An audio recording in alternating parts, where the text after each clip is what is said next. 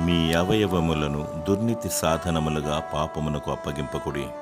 రోమా 6:13. ప్రాణాత్మ దేహములతో దేవుణ్ణి మహిమపరచాలి.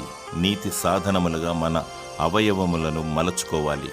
చేతులతో చెడు పనులు, నరహత్య, దొంగతనము, లంచము తీసుకోవడము, కాళ్ళతో పాపము చేయుటకు తప్పుదోవలు పరిగెత్తడము, ఇవన్నీ దుర్నీతి సాధనములుగా అవయవములను పాపానికి లేదా సాతానునికి అప్పగించుకోవడమే.